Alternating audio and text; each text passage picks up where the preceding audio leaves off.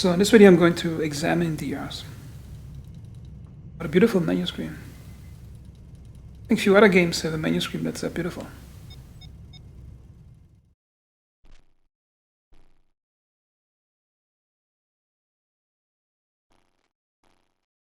Okay, as with the previous video, I'm going through the tactical properties of the ship and then through the strategic properties. As for tactical, on this ship there's almost nothing because it doesn't have a single weapon system that you can use in tactical combat. That's why it's blinking here, firepower, nothing. The only tactical consideration here is thrust to weight ratio. If you happen for some reason to end up controlling this ship in real-time combat while the cruise missile is coming at you, the thrust to weight ratio of 2.2 might make it possible to get out of the way of the missile. So there's almost no tactical things to talk about. So let's talk about the strategic applications of the ship. You can see here the most prominent feature is the two missile silos. In this case, it's carrying two KH-15 missiles, which are non-nuclear.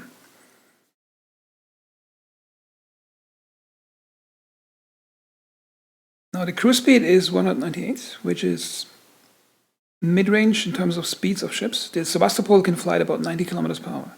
So it's more than twice as fast than your own flagship and also enemy flagship groups, which means you can outrun them or outmaneuver them at twice the speed. What is interesting about this ship is a range of 2,069 kilometers.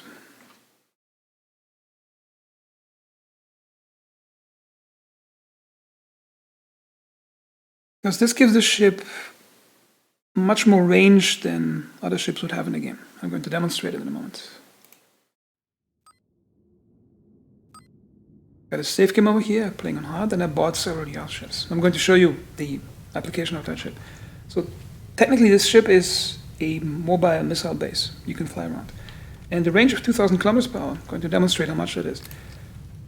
That's a starting city. Now the average distance to a city in this game is about, see here, is about 1,100, 1,200, 1,300 kilometers. And you have a range of 2,000.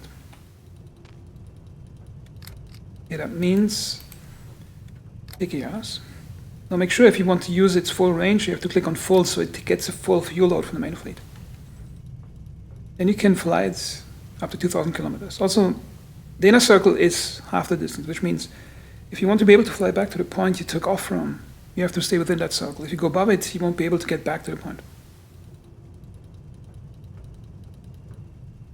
But let's say, for example, you want to, let's say there's an enemy strike group coming up here. You know it from intel or from recon planes. You can take the Yars. I'm going to fly it over here. Orders confirmed. We are headed to the repair now. Come back in one piece.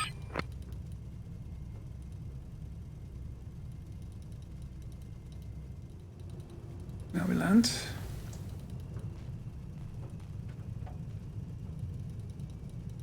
Okay, so now we can activate a missile, and we have a range, the circle, to attack enemy strike groups or ground targets.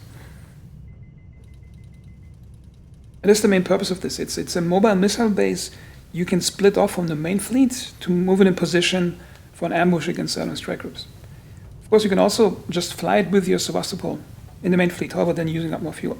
So the ideal use of that thing is to figure out a strategic point where you can cover many cities, and then lie in wait for a target that's worthy of the missile.